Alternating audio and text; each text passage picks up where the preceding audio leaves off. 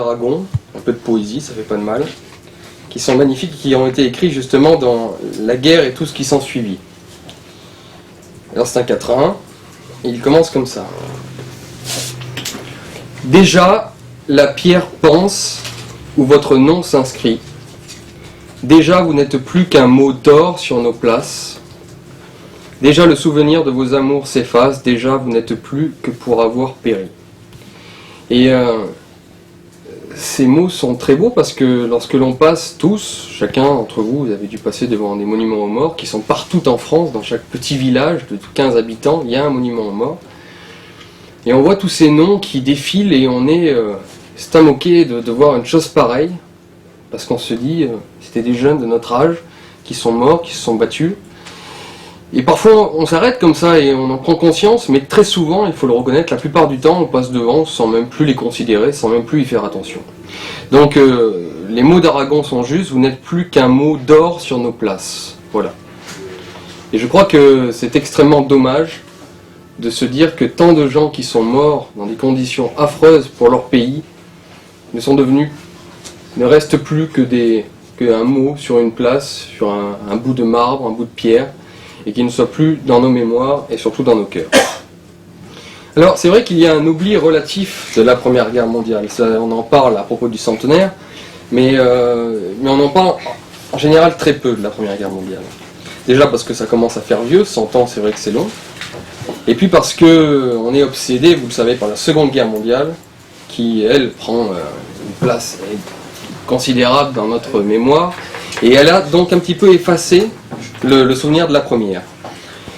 Il y a aussi une incapacité des Français aujourd'hui, et encore plus des hommes politiques, à comprendre la Première Guerre mondiale. Parce que ce pourquoi tant d'hommes se sont battus, les raisons pour lesquelles ils ont fait preuve de tant d'abnégation et tant de force, sont totalement incompréhensibles, même pour nous patriotes très souvent, mais alors imaginez pour un militant socialiste. On ne peut pas comprendre un poilu de la guerre de 14.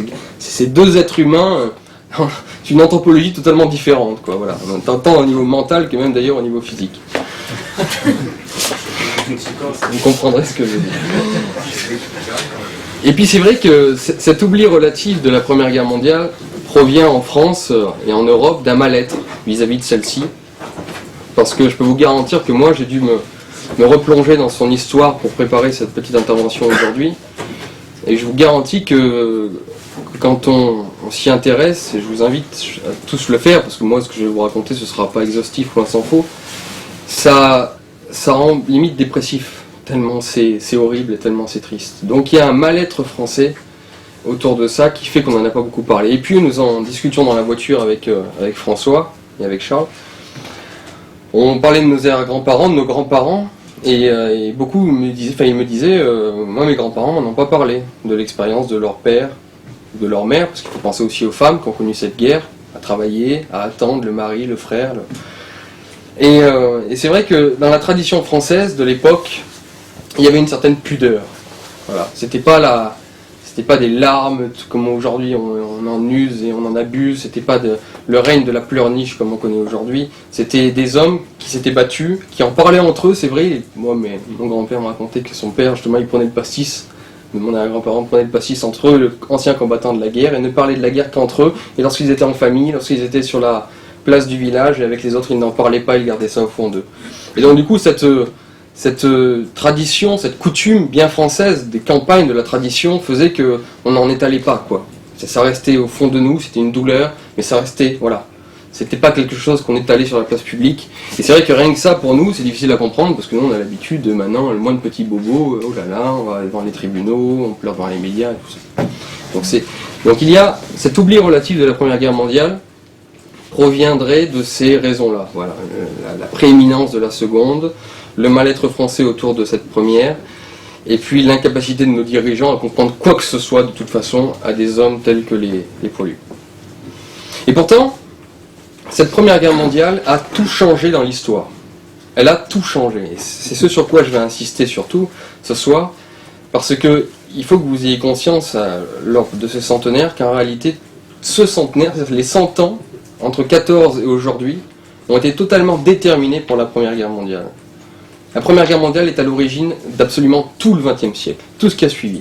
Et si vous êtes assis aujourd'hui, ce soir, en face de moi, avec un travail ou pas de travail, en train de chercher un boulot ou dans telle université, avec un prof qui vous dit ça plutôt que ça par rapport à sa mentalité, la coutume, l'histoire, la culture, tout ce qui nous environne aujourd'hui provient d'une manière directe ou indirecte, mais ça arrive toujours à la Première Guerre mondiale. Ça vient de la première. Alors, mais c'est étonnant, ça, de se dire, tiens, mais, parce que quand j'allume la télé, ce que je vois spontanément, en quoi ça vient de la Première Guerre mondiale? Bah si, parce que ça a changé même la culture et la civilisation, l'âme de l'Europe, cette Première Guerre.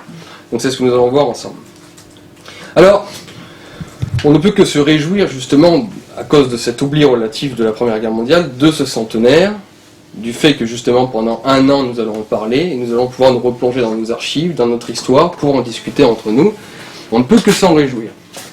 Mais attention, parce que, évidemment, les hommes politiques, depuis 10 ans, et là ça va être encore pire avec un gouvernement socialiste, quoique à la droite c'était pas mieux, mais avec le gouvernement socialiste que nous avons, en tout cas aujourd'hui, et pour ce centenaire, on s'en réjouit de ce centenaire, mais ils vont se faire une joie de récupérer, d'interpréter cette Première Guerre mondiale d'après leur propre vue, leur propre culture, leurs propres idées, pour mieux vous manipuler. Donc soyons heureux que nous parlions tous ensemble, et rien que ce soir, c'en est l'occasion, de cette Première Guerre mondiale, mais faisons attention quand même de la façon dont ils vont en user pour nous manipuler.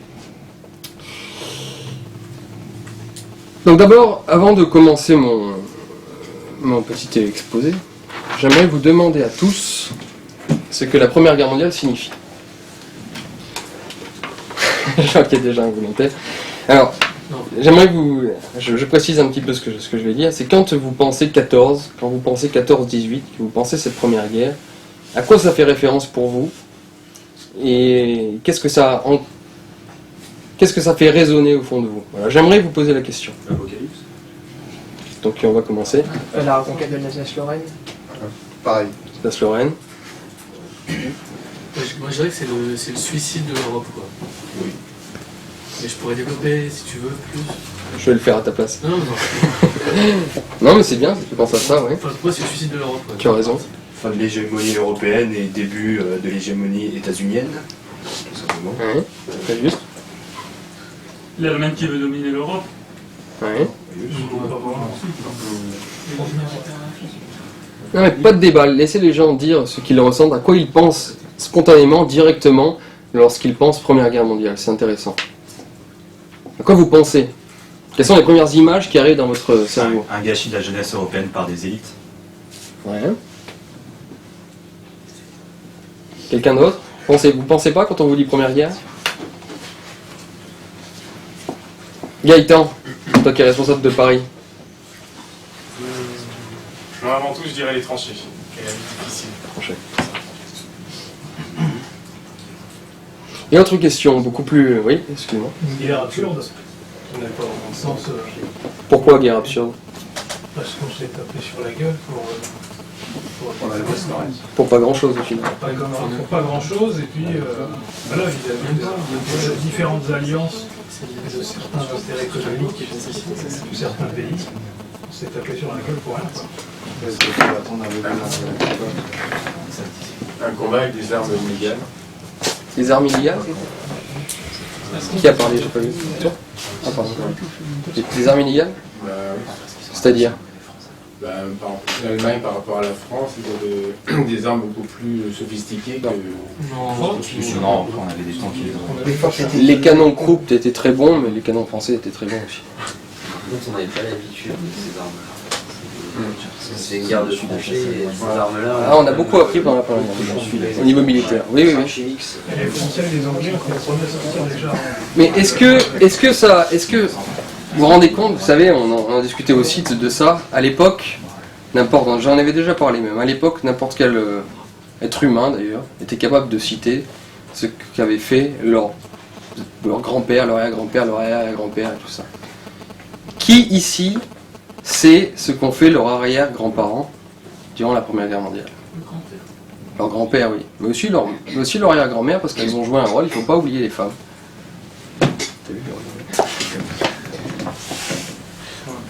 Est-ce qu'il y a quelqu'un ici qui sait où était son arrière-grand-père durant la Première Guerre mondiale? Il y en a qu'un seul? Nous sommes combien là ce soir? Enfin, plus ou moins, je sais pas où le dire. Ah, ça c'est...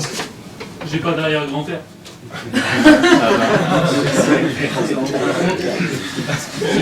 Alors soit on a Jésus dans la salle qui est une opération de Saint-Esprit, soit tu as forcément des arrière-grands-parents. Non mais sérieusement, levez le bras clairement pour me dire ceux qui savent à peu près, pas forcément exactement parce que c'est compliqué, les archives sont difficiles, qui sait à peu près...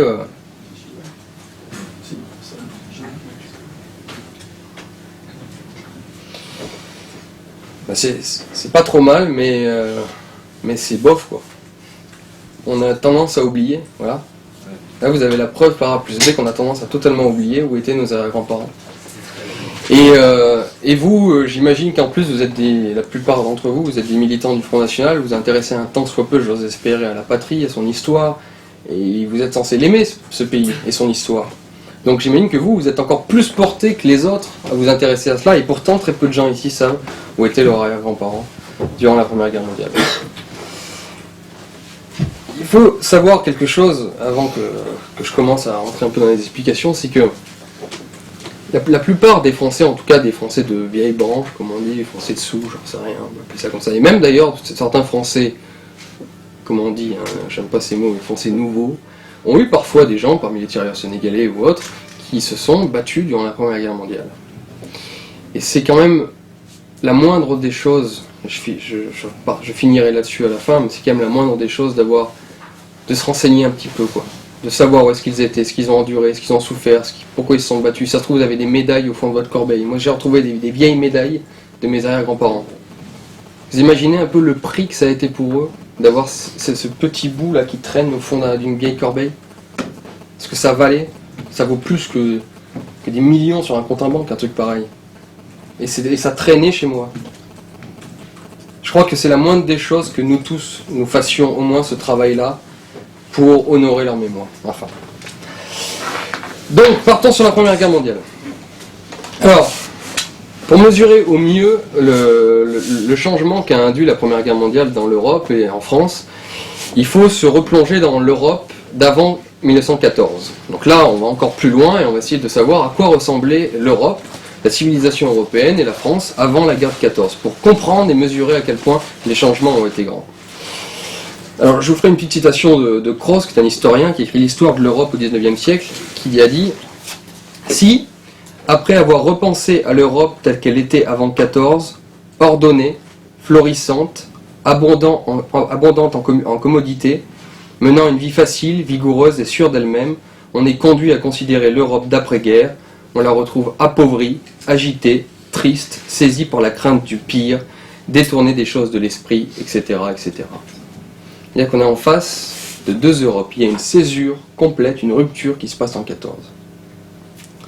Alors l'Europe d'avant 14, c'est une Europe, bien sûr, comme ça a été entendu ici, qui domine le monde, très clairement. L'Europe est au centre du monde. Avec les empires coloniaux, à la fois anglais et français, bien sûr, on domine même militairement, politiquement, le monde entier. Mais pas que. Il y a aussi une apogée de l'esprit, qu'on va voir. C'est l'apogée de l'esprit européen. Culture, en sciences, en littérature, en art, c'est absolument incroyable, comme c'est florissant, les intelligences européennes. Et tout se passe vraiment c'est presque le meilleur des mondes européens tel qu'on n'a jamais connu. Il n'y a pas les Américains qui mettent leur nez dans les affaires européennes, c'est nous les maîtres, chez nous. Le commerce est florissant. Petite chose à savoir, par exemple, quand on vous dit la mondialisation, c'est formidable aujourd'hui et tout, sachez que le niveau des échanges était le même avant 14, en 1913, entre les différents pays du monde qu'aujourd'hui. Même niveau d'échange. Même niveau d'échange. C'est-à-dire que la mondialisation économique, c'est vieux en fait. La différence aujourd'hui, c'est le mondialisme. Vous voyez comme quoi on peut avoir l'ouverture aux autres, en termes de commerce, ne vous inquiétez pas, le commerce trouvera toujours son chemin. Donc quand ils nous disent avec Marine Le Pen, on va faire un petit peu des petits passages avec nous, avec Marine Le Pen, il n'y aura plus de commerce, on sera fermé, c'est faux. Le commerce, il trouve toujours son chemin. Et même à une époque où le nationalisme était exacerbé, il y avait un même niveau d'échange, de commerce entre les nations, aujourd'hui et hier. Vous voyez, donc ça c'est intéressant à savoir. C'est un petit pied de nez aux libéraux qui vous disent « Ah non, pas bien le patriotisme et tout, parce que ça empêche les échanges ». Alors au niveau matériel, bien sûr, il y a un progrès technique depuis 50 ans qui est exceptionnel. C'est les chemins de fer, c'est tout cela, les bateaux, la science atteint un niveau incroyable. C'est vrai que là, le monde se transforme totalement entre un monde plutôt encore classique, moyenâgeux, se transforme en un monde moderne. Et en 50 ans, la France et l'Europe changent totalement de visage et obtiennent des progrès techniques et matériels qui améliorent la vie des citoyens, qui peut aussi la détériorer, hein, les conditions de travail dans les usines et tout, c'était dramatique. Mais il y a quand même d'énormes progrès dans énormément de domaines. Et puis, au niveau de l'esprit, c'est là où c'est intéressant, parce que l'esprit a bien sûr des conséquences ensuite au niveau matériel, au niveau de la vie réelle et concrète que l'on vit, c'est que l'esprit européen, c'est la belle époque, ce qu'on appelle. La belle époque. C'est-à-dire qu'il y a cette modernité, mais il y a encore une association avec la tradition. C'est-à-dire qu'il y a encore des valeurs traditionnelles. Les hommes sont des hommes, les femmes sont des femmes. Il y a encore, si vous voulez, des valeurs traditionnelles. Voilà. Dans une époque pourtant totalement modernisée, qui envoie de progrès. Il y a aussi des aristocraties qui sont vigoureuses et belles. Alors nous, ça ne nous parle pas trop en tant que Français, mais au niveau européen, c'est intéressant à savoir. Nous, en tant que Français, on est anti-aristocrate, anti-noble, parce que pour nous un noble c'est un noble poudré qui fout rien et qui est décadent. C'est pas ça un noble. À l'époque, la plupart des pays européens sont dirigés par des aristocraties, mais des aristocraties vigoureuses, des gens qui montrent l'exemple, qui ont des terres certes, mais qui sont dans l'armée, qui se battent, qui ont parfois des grandes entreprises, et qui sont des hommes respectables. D'ailleurs, aucun peuple à l'époque, sauf en France qui a une tradition révolutionnaire, ne remet en cause les monarchies parce que et leur aristocratie, parce que ce sont des aristocraties qui travaillent même plus que les autres, et qui sont des hommes exceptionnels. Donc il y a les Junkers en Allemagne, la Grande-Bretagne connaît ça, et donc il n'y a pas de grande différence entre les différentes nations européennes, sauf avec la France qui est républicaine, mais ça la France est toujours un petit peu particulière, mais il y a des aristocraties qui partagent les mêmes valeurs, voilà, les mêmes valeurs par rapport à la vie et l'existence. Ce bonheur de vivre, il a été écrit par Proust, par exemple, en France, sur la Belle Époque. Si vous voulez lire justement des belles pages sur cette belle époque, où le commerce entre les hommes et les femmes, tout ça, où la vie est belle, il faut lire Proust, on apprend plein de choses là-dessus, sur cette Europe qui fonctionnait plutôt pas mal. Et puis les crises économiques ont été résorbées, il y en a eu quelques-unes fin du 19e siècle, mais elles se sont arrangées, donc ça tourne plutôt bien. La France est très forte, la Troisième République est bien implantée, et il faut vous rappeler quand même qu'à cette époque de la Troisième République, donc au début du siècle, avant la Première Guerre mondiale, c'est le moment où la France se fait telle qu'on la connaît aujourd'hui, parce qu'il faut savoir qu'à l'époque, tout le sud de la France ne parle pas français, par exemple. Mais on croit que la France, c'est une construction, la France. Et au 19e siècle, vous passez Lyon, vous tombez sur personne qui parle français, les cadres peut-être de l'administration, mais très peu de gens savent parler français. Et c'est sous cette Troisième République, avec les fameux hussards noirs de la République, des professeurs qui partaient en missionnaire justement dans les terres, dans les campagnes, pour apprendre à tous les petits Français ce qu'était la France, l'amour de leur pays et la langue française, pour que chacun puisse communier ensemble. Donc c'est à ce moment-là que se fait justement cette unité nationale, qui a été merveilleuse durant la Première Guerre mondiale, qui a permis quand même de gagner la guerre, et tout cela s'est construit à cette époque. Donc la France grandit à la fois dans le monde, mais même en son propre sein, si je puis dire, puisque la France devient réellement la France, puisque tous les jeunes écoliers se mettent à parler français, à connaître l'histoire de France, à connaître la géographie française, et à connaître le patriotisme.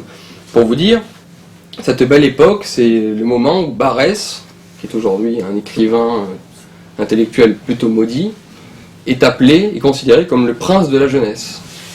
Barrès est le prince de la jeunesse, c'est-à-dire les petits jeunes de 20 ans, de 18 ans comme nous, eh bien, quand ils ont 18 piges, voilà, ils ne regardent pas Love Story à la télé, ils lisent Barrès. Voilà, ça induit quelques petites différences, nous imaginons. Mais c'est le prince, tout le monde a envie de ressembler à Barrès et d'avoir ces idées-là et tout, et cette France est heureuse, et ça fonctionne plutôt pas mal. Et tout ça va être détruit par la guerre du 14. Un coup de tonnerre. Alors il y a une immense interrogation sur les origines de cette guerre. On ne sait pas trop, les historiens se demandent encore comment cette guerre a pu avoir lieu. Car cette guerre était à la fois imprévisible,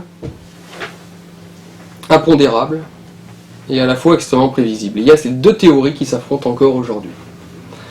Alors, elle était imprévisible d'abord parce que, justement, comme je vous ai dit, c'était un monde qui était très intégré économiquement. Tout le monde échangeait avec tout le monde. Et vous aviez d'ailleurs Newman Angel qui écrit en 1913. Écoutez ça, c'est intéressant par rapport à aujourd'hui. Il écrit « Les finances internationales sont aujourd'hui à ce point interdépendantes et liées au commerce et à l'industrie que la puissance militaire et politique ne peut en réalité rien faire. » C'était un an avant la Première Guerre mondiale. Donc tout le monde se disait, dans ce monde où tout le monde échange les uns avec les autres, il ne peut pas y avoir de guerre, il y a trop d'intérêts en commun.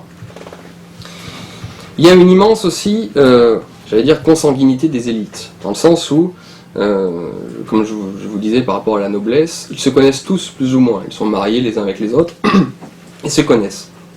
Rathenau, par exemple, ministre allemand, explique 300 hommes qui dirigent l'Europe, ce sont 300 hommes dont chacun connaît tous les autres, qui gouvernent les destinées du continent européen et choisissent leurs successeurs dans leur entourage. Donc en gros, tous les hommes politiques de l'époque se connaissent et sont plutôt amis les uns avec les autres. Il y a Disraeli aussi qui avait dit, ministre anglais, une anecdote qu'il connaissait tous les gens qui dirigeaient le monde, quoi. Voilà, c'est-à-dire qu'on se connaît tous. Et puis par exemple, il y a l'anecdote du 28 juin 14, donc le jour où François Ferdinand s'est fait assassiner, ce qui a fait que la guerre a commencé, je vous en parlerai après. Vous savez où ça s'est passé, comment les Français l'ont appris? Mais il y avait Poincaré, le président français, qui était au Grand Prix de Longchamp. Donc c'était l'été, c'était en mode juin, fin juin, et il y avait tous les diplomates européens avec Poincaré, et tous s'amusaient, les femmes étaient belles, élégantes, c'est marqué, hein, tout le monde était très content, et regardait le Grand Prix de Longchamp, et il reçoit le télégramme, à ce moment-là, alors tout le monde rit, boit du champagne, tout va bien, il reçoit le télégramme indiquant que l'héritier de la couronne autrichienne vient de se faire assassiner par un patriote serbe. Et là, il le passe à Senzen, j'arrive pas, les noms autrichiens compliqués, qui est ambassadeur austro-hongrois, et il lui donne, et tous tirent une tête d'un coup incroyable. Coup de tonnerre. Donc vous voyez, tout se passe plutôt bien, ils sont au Grand Prix de Longchamp et tout, a priori ça se passait plutôt pas mal. Et puis il y a un équilibre, des forces, puisque justement chacun a pu obtenir une grande puissance militaire, technologique, et bien il y a un équilibre des forces relatives qui fait que personne, a priori, semble vouloir prendre l'initiative d'une guerre qui serait dangereuse, quoi.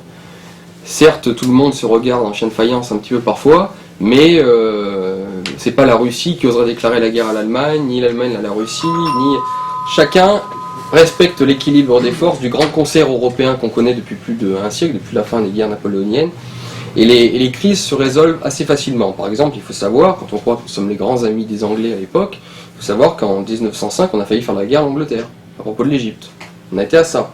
Mais justement, ça s'est calmé, parce que c'était deux grandes puissances l'une en face de l'autre, et on s'est dit, il vaut mieux pas se faire la guerre. Donc toutes les crises internationales de l'époque s'arrangent, parce que les forces en présence sont vraiment trop puissantes.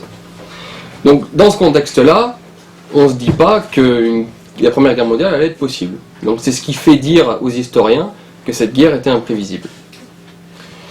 Toutefois, il y a une autre théorie quand même qui dit que cette guerre était un petit peu prévisible. Alors, les puissances déjà, comme je vous ai dit, se regardaient du coin de l'œil de temps en temps. À l'époque, la paix européenne est bâtie sur le concert européen, ce qu'on appelle, c'est-à-dire que chacun doit avoir un certain niveau de puissance et ne doit pas trop grandir, pour que chacun puisse se contrôler les uns les autres. Sauf qu'à l'époque, effectivement, il y a par exemple l'Allemagne, qui vit une véritable parano, qui est instinctive chez les Allemands, parce que toutes les guerres européennes avant la fin du XIXe siècle, c'est des guerres qui se sont passées sur son propre sol à l'Allemagne. L'Allemagne était divisée entre différentes petites monarchies, et avant que l'Allemagne se réunisse dans un grand empire qui était le Deuxième Reich de Bismarck, eh bien, l'Allemagne était divisée et toutes les guerres se passaient sur son sol et donc du coup connaissait des massacres absolument terribles. La guerre de 30 ans, c'est presque 40% de sa population qui meurt, par exemple. Les guerres napoléoniennes se passent quasiment exclusivement sur le sol allemand, avec tout ce que ça comporte, vous imaginez, de problèmes pour les autres populations. Donc l'Allemagne est traumatisée, si vous voulez, de ça, et elle arrive enfin, en 1870, à créer un empire allemand. Et elle se sait au milieu de l'Europe, elle sait qu'à l'est il y a la Russie, à l'ouest il y a la France, il y a l'Autriche-Hongrie à qui elle a fait la guerre en 1866. Donc l'Allemagne a ce complexe, si vous voulez, de se sentir encerclée et n'a pas envie qu'à nouveau des armées étrangères rentrent sur son sol. Et donc du coup, ne pense qu'à une chose, c'est prendre de la puissance pour être capable de battre non pas une puissance, mais toutes les puissances qui l'entourent à la fois. Donc l'Allemagne se met à grossir terriblement, elle devient la première puissance économique du continent, et se met surtout, où là, c'était sacré, il ne fallait pas toucher à cela, se met à développer une marine puissante. Et ça, les Anglais qui tirent la plupart de leur puissance, la grande majorité des richesses de l'Angleterre proviennent de sa marine et de ses colonies, et l'Angleterre s'inquiétait toujours, vraiment avec force, des nations européennes qui étaient capables de développer une marine puissante. Et là, l'Allemagne se met à lancer, fin du 19e siècle, des arsenaux pour avoir une marine qui soit également très puissante. Et ça fait très peur à l'Angleterre. À côté, vous avez les Russes. Les Russes qui participent au concert européen, mais qui sont à la fois une puissance asiatique, et qui commencent à s'arranger en Asie sans demander l'avis des dirigeants européens. C'est-à-dire qu'ils ne se réunissent pas à dire est-ce que j'ai le droit de prendre tel territoire et tout ça. Les Russes commencent à prendre de la puissance à l'Est et à se moquer de plus en plus de l'Ouest. Et d'autant que la Russie, vous le savez, perd contre le Japon en 1905, et donc du coup se met d'un coup à être bloquée à l'Est, ayant envie de se développer plus à l'Ouest. Et vers quoi elle regarde la Russie? Vers les Balkans, vers les Slaves. Parce que la Russie se sent la force et se sent le devoir et le rôle d'être le numéro 1 parmi les Slaves, parce que chez les orthodoxes. Et donc a envie de mettre son nez dans les affaires yougoslaves, enfin à l'époque c'est pas la Yougoslavie, mais dans les affaires des Balkans, alors même que ces Balkans sont dirigés, plus ou moins, par l'Autriche-Hongrie. C'est très chiant ce que je veux dire, mais c'est qu'un jeu comme ça la Première Guerre mondiale, c'est pour ça qu'il faut comprendre cela.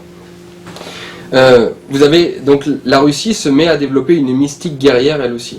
Voilà.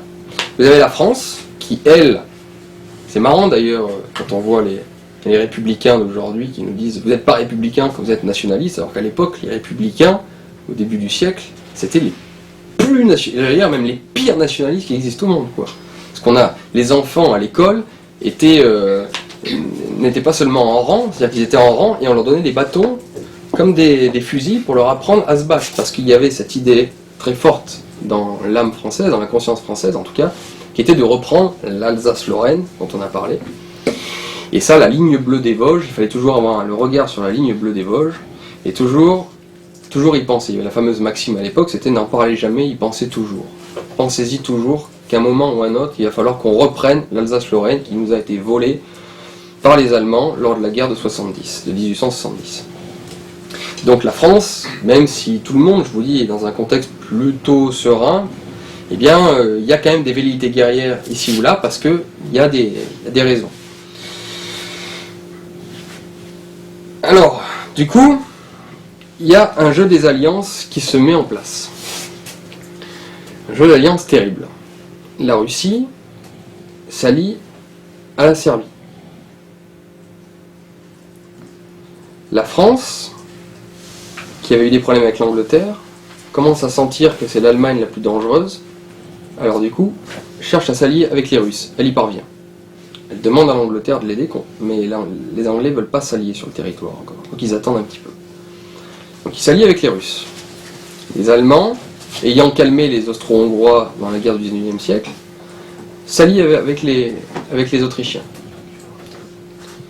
L'Angleterre finit par avoir peur de la puissance navale allemande et s'allie avec la France. Donc ça fait la triple entente, Angleterre, France, Russie, contre les empires centraux, l'Allemagne et l'Autriche-Hongrie.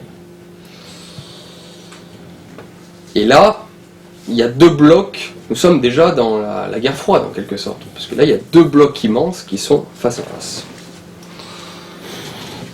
Il faut prendre en compte aussi quelque chose, c'est que à cette époque, donc là les deux blocs se sont formés, il y a une philosophie, et là on va en discuter un petit peu, il y a une philosophie qui se met en place en Europe, qui est du refus de la décadence. En fait, avec ce progrès technique qui est arrivé, énormément de penseurs, la plupart d'ailleurs des philosophes, se mettent à dire que la civilisation européenne est en grave danger non pas parce que matériellement elle est faible, puisqu'elle n'a jamais été aussi forte, mais parce que dans les âmes et dans les cœurs des individus, il y a une décadence qui se met en place. On se met à vouloir être individualiste, à profiter de l'argent, à être moins... Voilà. Et donc, il y a une idée générale qui commence à passer parmi les esprits, qui est qu'une bonne guerre nous fera du bien. Et à l'époque, on n'a pas tiré les leçons du tout, et c'est ce qui fera les massacres d'ailleurs de 14, on n'a pas du tout tiré les leçons de la guerre de sécession aux États-Unis, qui a vu, elle, cette guerre, voir apparaître justement les armes lourdes, les mitrailleuses, les armes à répétition, et qui ont changé totalement la donne dans la guerre. Mais les Européens sont encore un petit peu lents dans leur science militaire, et ils s'imaginent, parce qu'après tout, toute leur histoire militaire est ainsi, qu'une guerre, c'est on réunit deux armées, on fait une bataille, on se met sur la gueule une bonne journée.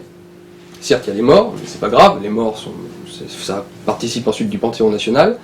On fait une guerre, une bataille, on fait une guerre un jour, 2 jours, enfin 2 batailles, 3 batailles, et après hop, on rentre chez soi, et on voit qui a gagné. Et on recommence dans 10 ans, c'est pas grave, c'est ce qu'on a fait pendant des siècles et des siècles. Et donc, les gens se disent, de toute façon, cette guerre, si elle a lieu, ils n'ont pas pris conscience justement des nouveaux apports technologiques, ils se disent, cette guerre ne pourra faire que du bien au peuple, finalement. Parce que ça fait du bien, ça rend plus fort une guerre, et c'est vrai que ça unifie la nation, et ça permet de reprendre un petit peu des caractères un peu virils. Donc on se dit pas, personne ne se dit que cette guerre risquerait d'être aussi terrible que telle qu'on l'a connue. Alors concrètement, donc le 28 juin 1914, en Bosnie, vous savez, donc, qui appartient à l'Autriche-Hongrie, donc c'est un empire multi-ethnique, l'empire austro-hongrois. C'est-à-dire que c'est l'Autriche et la Hongrie, et c'est aussi différents petits peuples qui sont unis sous la même couronne de l'empereur d'Autriche. Et donc l'Autriche contrôle la Bosnie.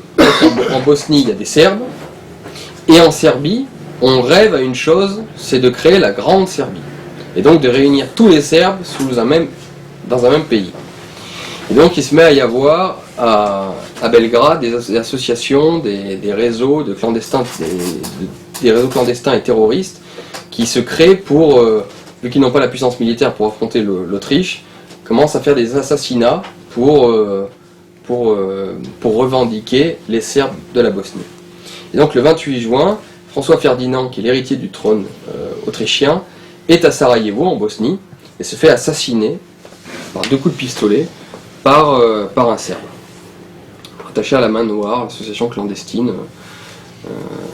loi 1905, et qui assassine donc ce pauvre François Ferdinand. C'est terrible d'ailleurs parce que c'était un dirigeant qui aurait pu, s'il avait vécu, maintenir la paix, car il était assez ouvert d'esprit, et très intelligent, et on en faisait beaucoup d'éloges sur François Ferdinand, et c'est dommage, il a été assassiné. Là du coup, l'Autriche voit son héritier, à l'époque ça signifie quelque chose, hein, c'est pas comme si un ministre était tué chez nous, c'est l'héritier de la couronne, c'est quelque chose d'incroyable. Et bien l'Autriche dit à la Serbie, lui lance un ultimatum.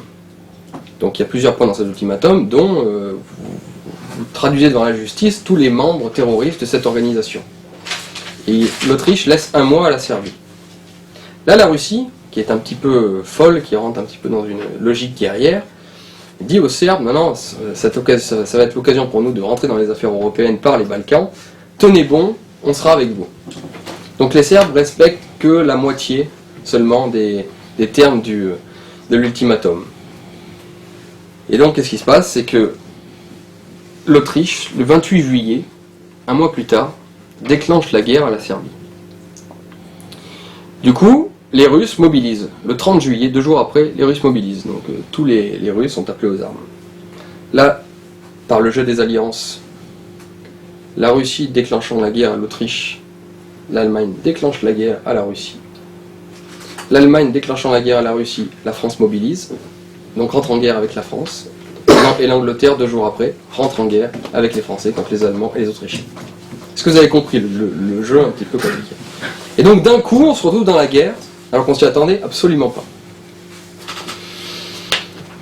Vous verrez, si vous lisez des bouquins d'histoire et tout là-dessus, qu'aucun homme politique à l'époque avait le niveau d'un Bismarck ou d'un grand homme politique, et tous se sont laissés totalement avoir, ils se sont laissés tous entraîner par la guerre. Il n'y a eu que très peu de voix, hormis bien sûr la grande voix de Jaurès, qui a été exceptionnelle sur ce coup-là, qui très peu de voix ont compris dans quel enfer on allait s'enfermer, et même les socialistes, hein, qui font les malins, les socialistes étaient pour la guerre, la plupart. Jaurès s'est engueulé terriblement dans le congrès qui a eu lieu, je ne me rappelle plus la date, mais une semaine ou deux avant la guerre. Il s'est embrouillé avec la moitié les trois quarts des socialistes européens qui disaient « Oh, une bonne guerre, ça sera bien, ça permettra la révolution du prolétariat et tout cela. » Donc il y avait très très peu de conscience européenne qui ont été capables justement de tirer la sonnette d'alarme. Et c'est pour vous dire dans quel état d'esprit aussi les Européens étaient, à quel point on peut mesurer, on peut regretter cet instinct guerrier qu'il y avait à l'époque, mais à quel point les choses ont totalement changé, ont basculé, mais alors à un niveau, je veux dire, c'est deux extrêmes totalement à l'opposé. Entre l'esprit guerrier de l'époque et aujourd'hui où on se met à plat ventre à la moindre occasion, vous imaginez un petit peu cela. Là, ils ont foncé vers une guerre meurtrière avec joie. C'est les fameux fleurs au fusil, vous savez. Les soldats ont mis les fleurs au fusil, étaient contents de partir à la guerre. La jeunesse européenne partait, les jeunes Allemands, c'est une histoire, partaient avec les livres de Nietzsche sous le bras, qui appellent à la virilité de l'homme, à l'honneur, à la force et tout, partaient avec Nietzsche sous le bras, alors, gaiement, on était contents. Et donc, tout content, on est parti dans cette boucherie effroyable.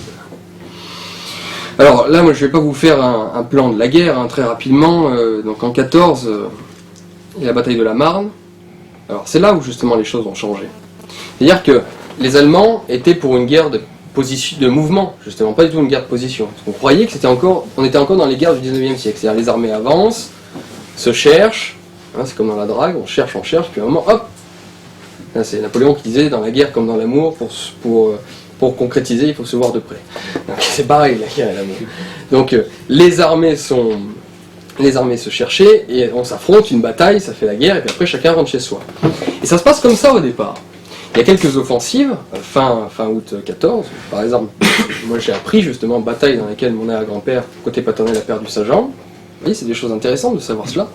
Eh bien, les armées, donc il y a le plan Schlieffen, c'est-à-dire le plan allemand qui était de passer par la Belgique, et de contourner les armées françaises, et d'aller directement, de faire une bonne bataille avec les Français, de gagner, d'aller sur Paris, et pouvoir se retourner contre les Russes. C'est pareil, Hitler a fait la même chose, sauf que lui, la Russie, a fait la même chose en 40. Donc les Allemands rentrent au départ assez facilement en France, les Français reculent, et là il se passe quelque chose d'extraordinaire dans la mythologie ensuite française, qu'on a totalement oublié, c'est que les Français, après 3 semaines de marche ininterrompue, à reculer, sans manger, sans rien, et bien on arrive à les mobiliser pour repartir en contre-offensive et à arrêter les Allemands. Et ça c'est quelque chose d'extraordinaire, il y a les fameux taxis de la Marne, où tous les taxis parisiens ont été mobilisés pour amener les soldats justement dans cette bataille. Toute la France, si vous voulez, est pour son armée et se bat d'un seul cœur, et elle y va, et on arrive à bloquer les Allemands dans la bataille de la Marne, alors qu'ils pensaient très facilement aller jusque dans Paris. Et c'est là où les choses changent, l'histoire change totalement. C'est-à-dire que, après la bataille de la Marne, et c'est un historien allemand qui a écrit ça, mais je ne me rappelle plus, normalement, voilà, bonne bataille, on a gagné. Normalement, si c'était une guerre du 19e ou du 18e, eh bien les Allemands devaient rentrer chez eux, on signait on faisait une négociation pour la paix, et puis voilà, ça se passait comme ça. Les choses sont différentes. Cette fois-ci, les Allemands ont contre-attaqué à nouveau. Et on est parti donc ils ont encore essayé de nous contourner en partant vers l'ouest, en marchant jusqu'en Normandie, et on est arrivé à les bloquer. Et à la fin, on s'est retrouvé sur une ligne immense, millions de soldats, et qu'est-ce qu'on a fait on s'est enterré. Et on est resté sur place. Et c'est là où la guerre a totalement changé. Si ça avait été une guerre du 19e siècle, la bataille de la Marne aurait dû être comme la bataille de Waterloo, par exemple, sous Napoléon. C'est-à-dire, on fait une grosse bataille, c'est les Anglais qui ont gagné malheureusement, mais voilà, la bataille est faite, on rentre chez soi. Maintenant là, l'histoire change à ce moment-là, c'est-à-dire qu'après la bataille de la Marne, qui aurait dû signifier la fin de la Première Guerre mondiale, et bien les Allemands contre-attaquent. Et donc là, c'est ce qu'on connaît ensuite tous, à savoir la guerre des tranchées. Donc il y a des offensives durant l'année 1915, des offensives d'Artois, et on ne parvient pas à briser ce front allemand parce que la technologie fait en sorte qu'avec les barbelés, les mitrailleuses et l'artillerie lourde, eh bien il faut des milliers et des milliers d'hommes pour gagner 1 kilomètre, quoi. C'est-à-dire que la guerre de mouvement est terminée et on est dans la guerre de position. On s'enterre et on reste les uns en face des autres à se tirer dessus de temps en temps et parfois à faire des grandes offensives. Et ces grandes offensives, vont arriver. Il y en a quelques-unes en 1815, je vous dis, l'offensive d'Artois et tout cela. Mais la grande offensive, c'est évidemment Verdun. Ça, c'est la bataille de Verdun qu'on connaît de nom, et qu'on connaît trop peu en réalité dans l'histoire. C'est la pire bataille de toute l'existence. En termes d'intensité et de violence, il n'y a que la bataille de Stalingrad entre les Allemands et les Russes en 41-42 qui peut rivaliser avec l'horreur de la bataille de Verdun. C'est 600 000 morts côté français quand même, la bataille de Verdun. Non, pardon, excusez-moi. Il y a déjà 600 000 morts côté français avant que la bataille de Verdun ne commence. C'est pire que ça, la bataille de Verdun. Oui, je vais vous le dire. Donc déjà, elle dure très longtemps. Elle dure du 21 février au 24 octobre. Et à la différence des autres batailles, c'est que là, finalement, elle a l'inconvénient d'être comme une bataille du 19e siècle, c'est-à-dire sur un territoire restreint. La bataille des Verdun, c'est 25 km tout au plus. C'est-à-dire, en fait, ce qu'aurait pu être le champ pour une bataille du 19e siècle, deux armées avancent en ligne, on se fait la guerre et tout ça. Là, non, c'est sur 25 km, mais avec une puissance de feu absolument incroyable. En fait, les Allemands se disent, en 1916, ok, on n'arrive plus à faire la guerre de mouvement, on est bloqué de partout, on n'arrive pas à passer ces tranchées, donc on va tout concentrer sur un point. On va amener toute notre artillerie sur un seul point, et on va faire un tel déluge de feu et de fer que les Français vont être démoralisés à jamais. On va les écraser sous l'artillerie en les concentrant sur un point, on va faire un trou. Les autres seront bloqués, donc pourront pas revenir, parce qu'ils seront, je veux dire, c'est la ligne, donc ils seront bloqués sur les tranchées. On va faire juste un trou dans cette ligne-là, et on va marcher, une fois qu'on aura fait ce trou, on va marcher tranquillement sur Paris. Les autres, ils pourront pas bouger, parce qu'ils seront tenus par les autres forces allemandes, mais on va faire, comme un bélier, on va rentrer, on va percer ce front-là par Verdun. Et donc là est concentré, je crois, plus de 2200 pièces d'artillerie côté allemand. Et là, c'est absolument incroyable. Il y a 2 millions d'obus, parce qu'il y a 2 millions d'obus qui tombent en 2 jours sur les Français. 2 millions d'obus. En 2 jours. 2 millions d'obus. C'est-à-dire sur chaque mètre carré, tombe je crois par minute, 6 obus. Sur chaque mètre. Là, vous êtes sur 1 mètre. Mais si vous ne bougez pas, vous restez 1 minute, vous prenez 6 obus sur la tête. Donc là, ça commence très mal pour les Français, surtout qu'ils ne s'attendaient absolument pas à une offensive sur Verdun. Et les Allemands, donc je vous dis, envoient 2 millions d'obus sur 25 km², ça ravage absolument tout. Et après avoir bien bastonné de ce point de vue-là, les Allemands se disent, c'est bon, on peut avancer, on a tout écrasé en face. Et là, dans la fameuse mythologie française, ce que vous devez savoir en tant que Français absolument, eh bien les Français, les quelques Français qui ont survécu, je veux dire, les bataillons décimés aux 3/4, ceux qui étaient là, les survivants se sont foutus sous la terre, je ne sais pas comment ils ont pu survivre. Là, il y a des histoires incroyables sur ce moment-là. Bien, les Français qui ont été écrasés sous 2 millions d'obus, les Allemands commencent à y aller, à avancer tranquillement, en se disant c'est bon, on a tout ratiboisé. Et bien, les Français se lèvent, et les résistants, avant que les renforts ne soient arrivés, ceux qui ont connu cet enfer de feu, eh bien, ont repoussé les Allemands. Ils sont arrivés à repousser les Allemands. Alors, ça s'est fait à la baïonnette, ça s'est fait au couteau, ça s'est fait à la grenade, ça s'est fait au lance-flamme. On a tout utilisé. On s'est battu vraiment, même parfois il y a des histoires à main nue, on arrivait à main nue. Les Français sont devenus fous en fait. C'est-à-dire que face à ça, vous imaginez, vous passez un jour à vous faire bombarder. Ça rend fou, il y a des études qui ont été faites là-dessus. Mais quand les Allemands sont arrivés, les Allemands l'ont dit, on est tombé face à des lions. Les types sont sortis de leur trou. Et on ne pouvait plus, ils avaient vu les 3/4 de leur régiment se faire massacrer, et ils sont arrivés à repousser les Allemands. Et là du coup, on a envoyé les renforts, et on a pu faire cette longue bataille de Verdun, qui aura été terrible. Je vous dis, j'ai un chiffre, j'ai plusieurs chiffres, je vous les dire après par rapport à tout cela. Mais Verdun, ça a été la bataille donc, de la Première Guerre mondiale qui aura marqué les consciences françaises pour des dizaines et des dizaines d'années. Et pour tous les survivants, il y a même des histoires qui racontent que ceux qui avaient été héroïques dans toute la Première Guerre mondiale, mais qui n'avaient pas connu Verdun, s'excusaient limite de n'avoir pas été à Verdun. Ce qui a aussi, ce qui marque que Verdun est symbolique aussi, c'est parce que presque tous les régiments français ils sont passés avec Exactement. Le roulement, ce qui fait qu'en fait presque tous les poilus de la guerre sont passés par Verdun. C'est pour ça que ça a autant marqué aussi la France. Exactement. Et alors ça nous permet aussi d'expliquer, c'est pour ça qu'ensuite on parlera de ça après, les conséquences de 14, c'est que le sauveur de Verdun, c'est Pétain. C'est-à-dire que c'est lui justement qui va arriver et qui va faire le roulement des hommes. Et c'est pour ça, ça nous permet de comprendre ensuite pourquoi, parce qu'on a l'impression qu'il tombe du néant comme ça, personne ne comprend que pourquoi, malheureusement, c'est comme ça, les 3/4 de la population française se sont ralliés à Pétain en 40. On a l'impression que les Français étaient tous méchants et se sont ralliés au méchant Pétain. Non, c'est parce que Pétain était le héros de Verdun et il jouissait d'un prestige incroyable à cette époque-là, grâce à Verdun. Donc après 1916, il y a dans la Somme, il y a une contre-offensive anglo-française. Donc pareil, un arrondissement de Verdun, mais qui ne marche pas, les Allemands résistent. Donc on se rend compte qu'en fait, on n'arrive pas, ni d'un côté ni de l'autre, on n'arrive pas à percer ces fronts. C'est au prix de trop de morts, de milliers et des milliers de morts, donc on n'y arrive pas.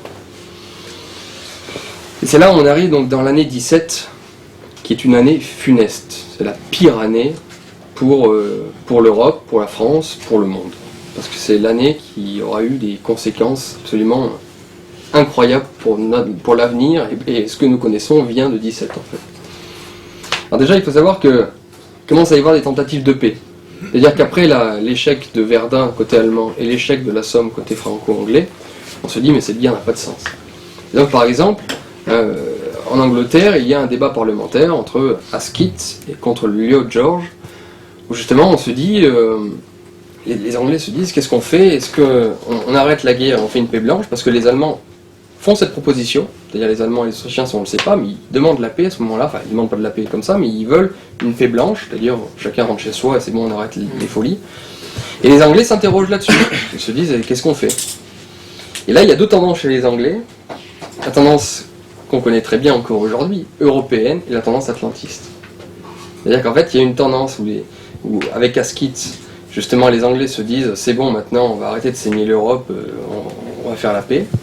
Et la tendance des libéraux, Lloyd George, qui se disent on va attendre les Américains, parce que là on est en train de les travailler au corps, ils vont rentrer en guerre, et avec les Américains on fera un grand empire atlantiste avec l'Europe mise de côté. Ça c'est intéressant à savoir. Donc en 17 commence la guerre sous-marine.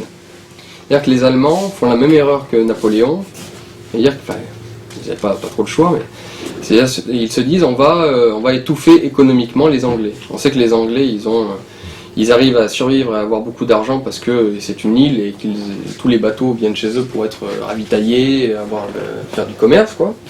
Et bien les Allemands se disent on va couler tous leurs bateaux. Donc il y a les fameux U-boot, les sous-marins allemands, qui sont héroïques, il y a des films là-dessus, c'est absolument incroyable, ils perdent plus de la moitié de leurs effectifs, ils se battent comme des lions eux aussi, et ils commencent à couler énormément de navires de marchandises qui sont en direction de l'Angleterre. Le problème, c'est que parmi ces navires, il y a beaucoup de navires américains. Parce qu'à la base, les Américains ont dit « Nous sommes neutres dans cette affaire de la Première Guerre mondiale, on ne veut pas y rentrer ». D'autant plus que les États-Unis à l'époque, c'est multi-ethnique, si je puis dire, c'est-à-dire vu que c'est une population qui provient de migrants, d'immigrés, il y a une grosse communauté allemande, il y a une communauté italienne, une communauté, bien sûr, les WASP anglais, pas d'origine anglaise, mais ça risquerait de poser trop de problèmes en politique intérieure américaine si l'Amérique devait prendre parti. Donc elle dit je reste neutre. Mais en réalité, les banquiers qui commencent à être de plus en plus puissants au sein des États-Unis s'entendent très très bien avec leurs confrères londoniens, et l'idée commence à germer chez eux qu'on pourrait créer un grand empire, si je puis dire, atlantiste, libéral, et démocrates, vous voyez tout ce qu'on aime, et donc ils s'entendent énormément, en tout cas de plus en plus avec les Anglais, et leur envoient de plus en plus de marchandises et d'argent. Et les Allemands, du coup s'ils veulent asphyxier l'Angleterre, coulent des navires américains. Et là on touche à l'or américain, à savoir le commerce. D'où commerce, on ne touche pas au commerce avec les Américains. Donc les relations commencent à se tendre entre les empires centraux, l'Allemagne et les États-Unis.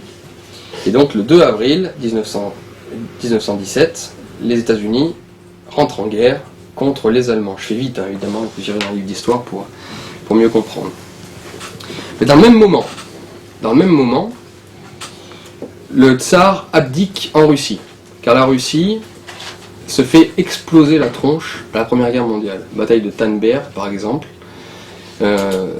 les Russes qui rentrent en guerre sont mal préparés, alors que les armées allemandes sont très fortes, et se font totalement battre par les Allemands. Et donc les troupes russes passent leur temps à reculer et à se faire étriller par les forces impériales. Et donc il se met à naître, si vous voulez, un certain vent de révolte en Russie. D'autant que la Russie est travaillée depuis pas mal de temps par des courants anarchistes et socialistes. Vous savez ce que font les Allemands, c'est qu'ils font passer Lénine, qui était réfugié en Suisse, et Trotsky, en Russie.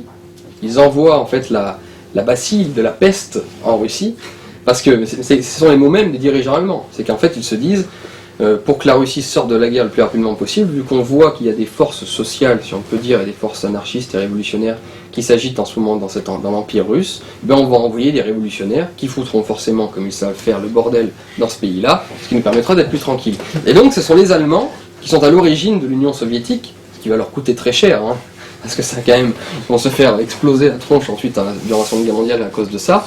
Donc ils ont payé finalement leur faute. Et bien ce sont les Allemands qui, dans un train blindé, vont aller chercher Lénine et Trotsky qui sont en Suisse, tranquillement à Genève, qui sont des intellectuels, qui philosophent sur quelle société serait idéale ou pas, et ils les envoient directement jusqu'en Russie. Et donc là, il y a la fameuse histoire de la révolution russe, que vous connaissez, là vous devez vous y intéresser. Et donc, le tsar abdique, et ce sont les soviets qui finissent par prendre le pouvoir en Russie. Et donc les Russes, la première chose que fait Trotsky, c'est faire les accords de Brest-Litovsk, c'est-à-dire la paix avec l'Allemagne, où l'Allemagne gagne totalement la guerre côté Est.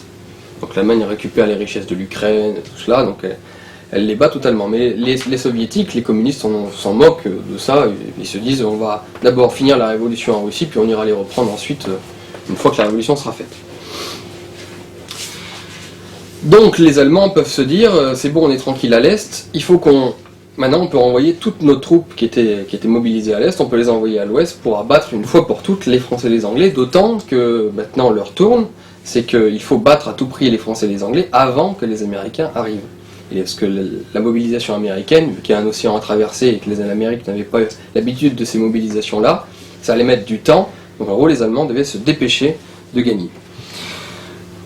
Alors là on va parler un petit peu des mutineries, parce que la France aussi, elle voit ça, si vous voulez, elle voit que l'Empire russe n'est plus un empire russe à cause de la Révolution et fait la paix avec l'Allemagne, elle se dit, oulala, nous aussi on doit gagner à tout prix, très rapidement.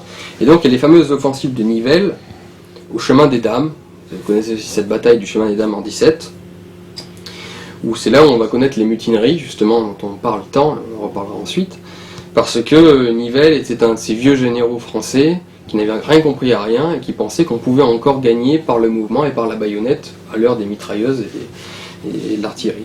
Donc là, en gros, des milliers de Français sont envoyés sur des champs de bataille pour rien, mais vraiment pour rien. C'est-à-dire qu'il y a des milliers de morts, de blessés, d'estropiés pour rien du tout. Et donc là, à un moment dans l'armée, on se dit c'est pas possible, quoi. On nous demande, des généraux qu'on ne connaît pas, qu'on n'a jamais vus, comme les commissaires européens pour qui on n'a pas voté, nous demandent de partir, nous faire tuer pour gagner même pas 10 cm, pour rien faire du tout. Donc c'est là où les mutineries vont un petit peu naître, mais on en parlera ensuite. Cette année 17, c'est aussi la prise de Jérusalem par les Anglais sur les Turcs. C'est important pour vous parler de toutes les conséquences, c'est que les Anglais, l'Occident, met un pied à Jérusalem, met un pied au Proche-Orient, et le projet sioniste, par les accords de Picot et tout ça qu'on connaît, le projet sioniste va naître aussi en 17, finalement. Donc c'est intéressant de savoir que cette année 17 va avoir des conséquences immenses pour le XXe siècle. D'une, l'entrée des Américains sur le sol européen, ça n'est jamais arrivé. Jamais les Américains se sont intéressés aux affaires européennes. Et pour la première fois, les Américains vont rentrer dans les affaires européennes avec tout ce que ça va impliquer pour la suite. Deuxièmement, création, en tout cas les balbutiements, de l'Union soviétique. L'Union soviétique, vous imaginez, c'est quand même Staline, Lénine et tout le reste, c'est 50 millions de morts. Et c'est la guerre froide, c'est la Seconde Guerre mondiale, c'est tout ça. Donc vous imaginez les conséquences que ça a. Et la prise de Jérusalem, où c'est aussi le projet sioniste avec le Proche-Orient. Et ce qui se passe aujourd'hui, là, les Palestiniens et les Israéliens peuvent se dire, si on en est là, c'est à cause de la Première Guerre mondiale, c'est à cause de 17. Parce que Jérusalem passe des Turcs aux Anglais. Donc vous voyez à quel point tout a été déterminé en fait durant cette Première Guerre mondiale, et en particulier par l'année 17. Puis si vous me permettez, l'année 17 c'est aussi le début de l'art contemporain. Donc c'est Duchamp qui présente son fameux urinoir qui a été le début de l'art contemporain, qui le présente à Genève, là où tous les artistes qui n'avaient pas envie de faire la guerre se sont réfugiés en Suisse. Il présente donc dans un salon son fameux urinoir. C'est le début de l'art contemporain, ça commence dans l'année 17. Donc pour vous dire, l'année 17 a été la pire pour la civilisation européenne. Alors, donc, pour terminer sur l'aspect factuel de la guerre, l'Allemagne donc, reprend l'offensive parce que le temps presse pour elle. Elle est à ça de gagner. Elle revient quasiment sur la Marne et quasiment devant Paris. Les bombardements qui touchent la ville de Paris, Paris a été bombardée par la grosse Bertha, vous savez, l'immense canon allemand. Elle a été bombardée justement dans cette dernière année de la guerre, parce que les Allemands sont à ça de gagner avec les nouvelles offensives qu'ils font. La France résiste, parce que tous les commandements sont donnés à Foch. C'est intéressant à savoir que c'est un général français qui dirige à la fois les Anglais, les Américains et les Français. Ça fait plaisir d'entendre ce genre de choses. Donc c'est Foch qui arrive à unifier le commandement et à pouvoir résister aux Allemands. Et là, Pétain... les Allemands commencent à défaillir, parce que leur offensive n'ont pas fonctionné. Et là, Pétain est absolument minable, si je puis dire. C'est avant 40, avant tout ça, il y a ce moment-là, c'est que Pétain dit « Maintenant, on va arrêter d'attaquer », mais c'est aussi pour ça qu'il était aimé par ses hommes. C'est là où, toujours, dans l'histoire, tout est toujours plus complexe. C'est qu'il dit « On arrête d'attaquer, on attend, de ces mots mêmes, on attend les chars et les Américains. » Donc en fait, c'est Pétain, alors qu'on pouvait gagner la guerre encore sans les Américains, c'est Pétain qui va dire on arrête les offensives et on attend les Amerlocs. Et une fois que les Américains seront là, on pourra réattaquer et gagner la guerre. Donc en fait, c'est Pétain qui ouvre déjà, si je puis dire, la voie à l'étranger en France. Alors, le bilan de cette guerre. Pardon, je termine, vous connaissez la fin de la guerre, donc l'Allemagne, il y a ce qu'on a appelé chez les Allemands le coup de couteau dans le dos, c'est-à-dire que les communistes se rebellent, il y a des mouvements sociaux en Allemagne, et donc l'Allemagne finit par demander la paix parce qu'elle n'a plus rien à faire, et parce qu'il y a trop d'Américains qui arrivent en plus, les Allemands sont démoralisés à l'arrière et aussi sur le front, même s'il n'y a pas un soldat, ni français, ni anglais, ni américain, qui ont mis le pied sur le sol allemand. C'est ensuite, c'est là aussi les conséquences, vous imaginez bien, ce qui va produire Hitler, et les mouvements le mouvement national-socialiste et les mouvements hyper-nationalistes en Allemagne d'après-guerre, parce que les Allemands n'ont jamais vu un seul soldat ennemi sur leur sol, et pourtant ils ont capitulé totalement face aux Alliés, à la Triple Entente. Mais c'était fini pour eux aussi. Ben oui, mais non, mais Les chars, ils n'en avaient pas. Ben non, ben oui, mais pour les soldats, quand tu l'as pas connu, quand tu es encore là, que tu te bats et que d'un coup tu es encore sur le territoire français, tu es là, tu te bats, et tu apprends derrière que des socialistes, parce que c'est ça, ce sont des socialistes, ont fait une petite révolution qui a amené la paix et l'armistice et la capitulation totale. Ça a créé quelques ressentiments, quelques énervements. Il reculait tous les jours. Oui, d'accord, mais c'est grâce à ça. Hitler, comment Hitler est arrivé au pouvoir? Parce qu'il n'a pas arrêté de dire on a été trahi par l'arrière, on a été trahi par les socialistes, par les juifs, parce qu'il disait que c'était les juifs qui avaient fait ça, par les communistes, par tout cela. Les Allemands entendaient ce message-là, parce qu'effectivement, eux, ils n'avaient jamais vu de soldats occidentaux avant que l'armistice ne fût signé.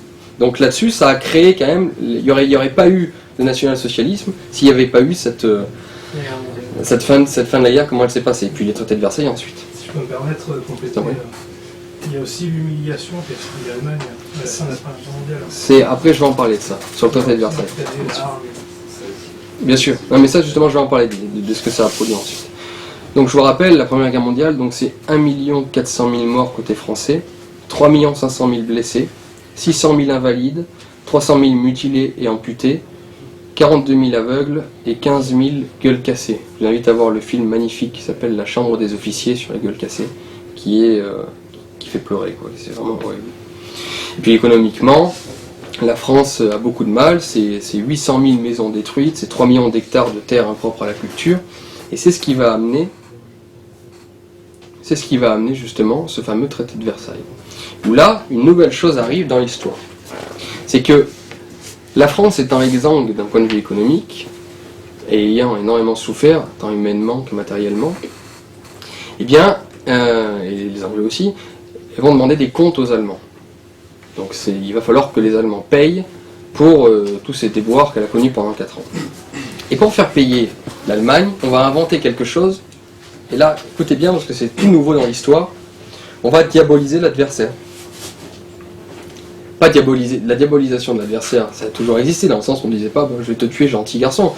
On allait, toi t'es un salaud, on va te planter une petite baïonnette dans le ventre, et tout ça, ça c'est vieux comme le monde.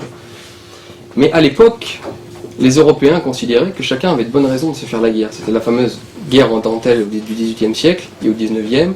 C'était les guerres un peu dans l'esprit aristocratique, c'est-à-dire que on se fait la guerre, on va se battre jusqu'à la mort, mais tu as autant de raisons que moi, de ton point de vue, de me battre, enfin, de te battre contre moi, que moi j'en ai vis-à-vis de toi. C'est un peu comme en amour, c'est toujours pareil.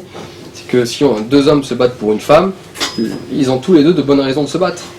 Il n'y a pas un qui a raison plus l'un que l'autre. Et s'il y en a un qui met un coup de poing à l'autre et qui gagne, ben c'est comme ça, et voilà. On va pas dire c'est le diable, c'est pas bien.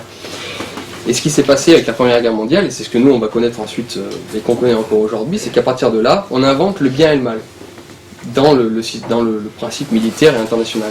C'est-à-dire qu'on va dire que les Allemands sont à l'origine de la guerre. On va dire que ce sont les seuls fautifs de la guerre, que les Français, les Anglais et les Russes ne voulaient pas de la guerre, ce qui est faux historiquement. Je ne dis pas que les Allemands ne voulaient pas la guerre non plus, tout le monde voulait la guerre ou tout le monde ne la voulait pas. Ça c'est selon la théorie qu'on rallie dans l'histoire. Mais il n'y a pas plus de fautes du côté allemand que du côté français. Le fait est que pour faire payer aussi fortement les Allemands, eh bien, il a fallu dire c'est vous les fautifs de la guerre, c'est vous les méchants. D'autant que les Américains étaient rentrés en jeu avec Wilson, qui était un idéaliste américain, c'est-à-dire que tout ce qui valait c'était la démocratie, le libéralisme, le commerce. Et donc il arrive avec ses 14 points, il arrive en Europe et dit on va remplacer tous les régimes monarchiques et impériaux par des démocraties libérales. Et parce que toute la terre entière tous les pays du monde seront des démocraties libérales, et bien il n'y aura plus de guerre. Vous savez les fameuses idées qui ont amené à l'Irak, à l'Afghanistan et tout cela. C'est vieux aussi, ça commence à la Première Guerre mondiale ça. Donc, vous voyez à quel point c'est à l'origine d'absolument tout. Je termine dessus. Dans ces 14 points, il précise également que tous les pays doivent être indépendants. Le droit des peuples à disposer d'eux-mêmes, bien sûr. Ça décrit les empires coloniaux français et anglais. Ça a eu cette conséquence, c'est très juste aussi à signifier. Donc je veux dire, ils avaient aussi des intérêts économiques. Ça a eu cette conséquence, bien sûr. Supportez-nous et pas le côté adverse. Donc l'américanisation du monde commence là, avec cette idée que le monde serait bien meilleur si tous les pays étaient des démocraties libérales à l'américaine. Sauf que ça, évidemment, ça a créé... toutes les démocraties qu'on a mis en place en 18, elles étaient toutes mortes 15 ans après. Soit des régimes fascistes, soit communistes. Donc super, et ça a créé ensuite la Seconde Guerre mondiale. Donc on a fait payer de manière... On a humilié les Allemands avec le traité de Versailles. Ça a créé un ressenti très fort qui ont amené au national-socialisme et à Hitler. Donc en fait, la Première Guerre mondiale a été aussi, ça vous l'avez appris dans vos cours d'histoire, l'origine même de la Seconde Guerre mondiale. C'est-à-dire que les Américains, avec leurs belles idées, leurs 14 points et tout le reste, ben ça a créé, 20 ans plus tard, 50 millions de morts. Il n'y avait pas un film qui est très bien, je crois. Mais de toute façon, tout le monde le sait, ça. On va dire. Et puis sur les conséquences de cette guerre, c'est ce qui a amené aussi la Seconde Guerre mondiale, c'est que du coup, il y a eu une brutalisation des esprits.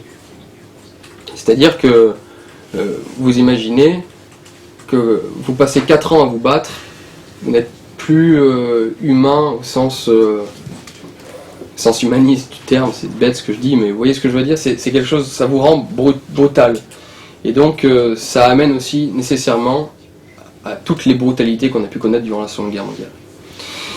Et puis aussi ça change quelque chose, c'est l'apparition du féminisme aussi, qui naît avec la Première Guerre mondiale. C'est-à-dire que le rôle bien déterminé dans la société des femmes et des hommes qui pouvaient être outrepassés, je veux dire, c'était pas strict et fermé, les femmes pouvaient devenir ce qu'elles souhaitaient, mais il y avait en tout cas des rôles qui étaient plutôt clairs officiellement. Et tout cela commence à exploser aussi dans la Première Guerre mondiale. Pourquoi ? Parce que les hommes se battent, les femmes travaillent, elles commencent à travailler, elles commencent à prendre des responsabilités plus grandes dans la société. Et puis il se passe quelque chose dont Zemmour parle, par exemple, qui est intéressant, c'est qu'à l'époque la guerre était quelque chose d'honorable pour les hommes. C'est-à-dire qu'on était debout. Combien d'officiers français et allemands sont morts debout ? Toute la Première Guerre mondiale regorge de ces histoires où des officiers, souvent aristocrates, mais pas que, étaient debout face à l'artillerie et on leur disait mon colonel, mon capitaine, couchez-vous dans la boue, vous allez vous faire tirer dessus. Hors de question, je ne me coucherai jamais. Et cet honneur-là, à l'époque, on ne connaît pas aujourd'hui. Nous, maintenant, je vais péter un pétard ici, là, tout le monde est couché, et peut-être moi aussi. Enfin, pas vous, j'espère, je plaisante, mais en tout cas, souvent, à Paris, en tout cas, vous voyez, il y a un tireur qui a tiré sur quelqu'un, tout le monde est aux abois. Voilà. Donc, à l'époque, on restait debout. Et donc, la guerre, c'était quelque chose, c'était l'apanage de la masculinité et de l'homme. Et on respectait l'homme parce qu'il allait à la guerre et qu'il avait, pour employer un mot moderne qui n'a pas de sens, mais il avait la classe parce qu'il allait à la guerre. Et ce qui se passe avec la Première Guerre mondiale, c'est que la Première Guerre mondiale devient sale. La guerre devient sale et terrible avec la Première Guerre mondiale. C'est-à-dire que les hommes qui rentrent sont détruits moralement, sont pleins de boue, pleins de merde, ont eu peur, parce que c'est normal. Ils ont perdu tout l'aspect, même s'il y a eu des actes héroïques, il y en a eu des milliers, mais ils rentrent de cette guerre, ils l'appellent la der des der, car ils n'en veulent plus de cette guerre. L'époque napoléonienne, c'est par exemple, c'est merveilleux, on va à la guerre, et c'est-à-dire qu'il y a des morts et des souffrances absolument terribles, mais les hommes sont des hommes, et quand on rentre, on boit un verre et tout ça, et on en est fier d'avoir fait cette guerre. Première Guerre mondiale, personne ne l'est. Bien sûr, il y a de la fierté, après il y a les monuments aux morts et tout ça, les médailles, mais il y a une grande fierté, c'est certain, mais il y a quand même quelque chose qui s'est cassé dans la masculinité. C'est-à-dire le rapport de l'homme à la guerre, il est rentré chez lui cassé, et donc c'est ce que Zemmour raconte, c'est très intéressant, et d'autres historiens et écrivains ont parlé de ça. L'homme ne sera plus jamais le même après la Première Guerre mondiale. Il subit un tel traumatisme qu'on ne peut plus fanfaronner dans nos beaux costumes avec nos plumes de militaires. C'est terminé, maintenant on est cassé. Donc c'est intéressant parce que ça va créer justement l'effacement de la masculinité dans nos sociétés occidentales, et puis le rapport à la féminisation du monde, de nos sociétés occidentales. C'est juste une question. Ça, c'est plus vrai du côté français d'ailleurs que du côté allemand. C'est plus vrai. 40, exactement. Au niveau de par exemple, de la Wehrmacht et de l'avancée des armes allemandes, on avait moins ce sentiment-là que la France qui était encore dans cette peur. Bien sûr. Parce qu'en Allemagne, ils se sont des vaincus et ils réagissent face à ça. Ils réagissent très fortement, trop fortement même. Ils réagissent comme des fous furieux, quoi, avec le national-socialisme et les fascismes. Là où justement c'est la dernière tentative pour remettre l'homme dans toute sa splendeur, si je puis dire, dans toute sa splendeur guerrière, croit-il en tout cas. Donc alors maintenant on va terminer donc sur la réflexion sur la guerre. Alors déjà pour parler de la cérémonie, donc on va terminer là-dessus. Sur les cérémonies qui sont faites aujourd'hui. Ça fait 10 ans, moi j'en ai marre comme tout. On insiste en France que sur deux choses, et là un caractère très très français de ce qu'est devenu la France. C'est-à-dire qu'on n'est plus avec le coq et la patrie et la fierté justement d'avoir fait cette guerre, tout en étant capable de déplorer qu'elle ait eu lieu. On insiste que sur deux choses, et vous n'allez entendre les socialistes parler que de choses, ce sont les troupes coloniales et les mutins. Donc là, voilà où la politique essaie de vous manipuler. C'est-à-dire qu'à les entendre, les poilus, oui, ça existait, mais on s'en moque comparé aux tirailleurs sénégalais et aux troupes coloniales et on entend des bêtises comme ça, du genre, eux on les envoyait en première ligne. Et c'était les meilleurs combattants, moi j'ai entendu ça. Et même d'ailleurs, souvent des gens d'origine immigrée croient ça.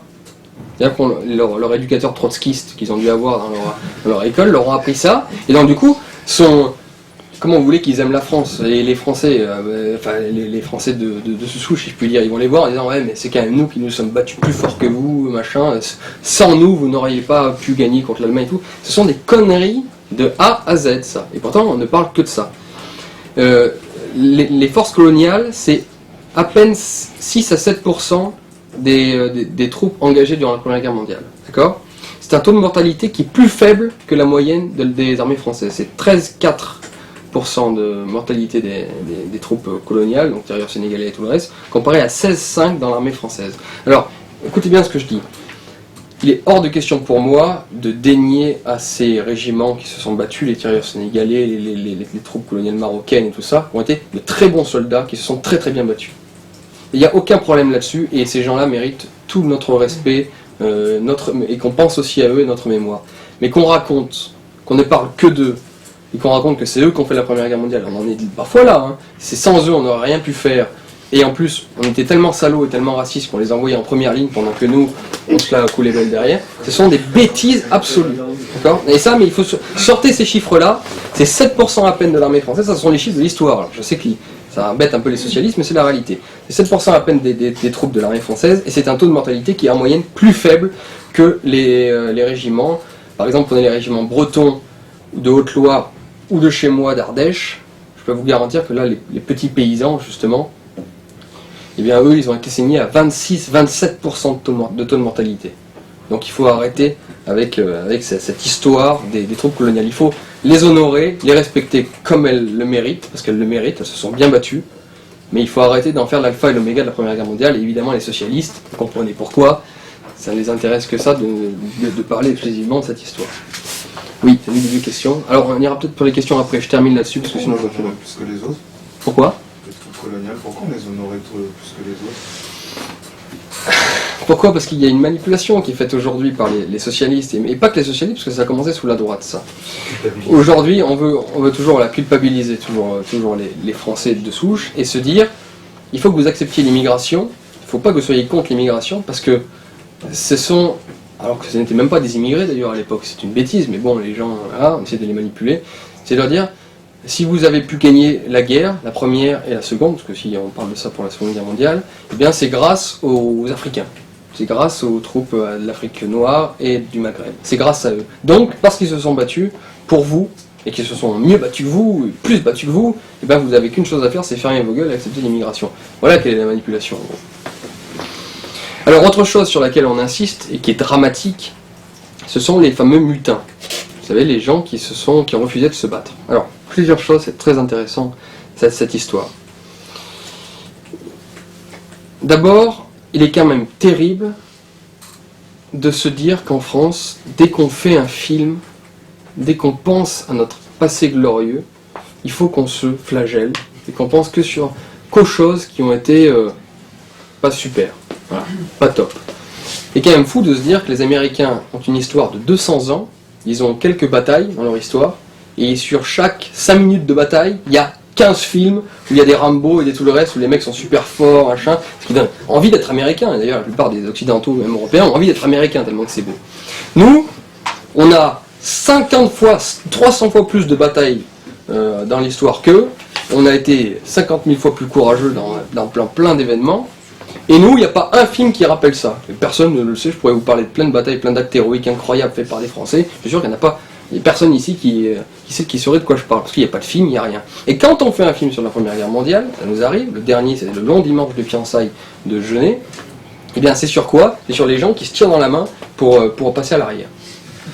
Donc vous avez des millions de Français qui se sont battus avec courage, qui ont tenu bon et tout, et au lieu de parler d'eux, on va parler des 3500 condamnations qu'il y a eu de gens qui ont refusé de se battre. Sur 700 exécutés seulement, parce que la plupart ont été graciés, 95% ont été graciés. Si vous voulez un pourcentage, c'est intéressant, il y a eu 8 millions d'hommes à peu près qui ont été mobilisés en France, 8 millions. Si on prend, on va dire, 3500 condamnations pour refus de se battre, ça fait du 0,3% de l'armée française qui a refusé de se battre. Et aujourd'hui on ne parle que de ça. Vous trouvez pas qu'il y a quelque chose de bizarre quand même ? C'est malhonnête.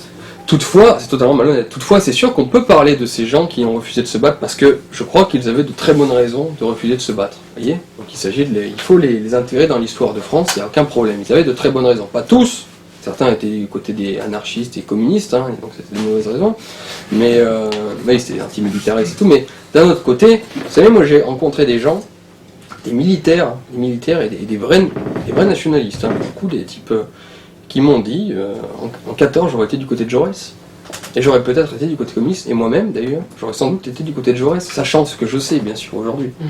Donc il faut être intelligent dans l'histoire, c'est ce dont je vais vous parler après. Donc c'est quand même grave que voilà, le gouvernement, à la fois Sarkozy et Chirac avaient commencé à en parler, et qu'avec Hollande c'est ça que ça continue. On ne pense qu'à une chose, on ne veut parler que d'une chose en France, c'est des gens qui ont refusé de se battre, alors qu'ils représentent 0,3% des combattants. Voilà l'esprit très français, antipatriotique, où tout est fait pour nous dégoûter de nous-mêmes, ne pas mettre l'accent sur notre héroïsme, mais mettre l'accent sur notre lâcheté, et mettre l'accent sur des gens qui se seraient soi-disant battus à notre place. bullshit, pour parler anglais. C'est n'importe quoi, il est temps de le rappeler. Si jamais vous avez quelqu'un en face de vous, vous en aurez, parce que les jeunes sont formatés comme ça maintenant. Ah ben oui, mais c'est les troupes coloniales qui ont fait le boulot et tout. Ah d'accord, 7% et une taux de mortalité plus bas. Ah oui d'accord, mais les Français n'avaient pas envie de se battre et tout. Oui d'accord, 0,4% des hommes ont refusé de se battre. Le reste ils se sont battus, ils ont tenu. Voilà.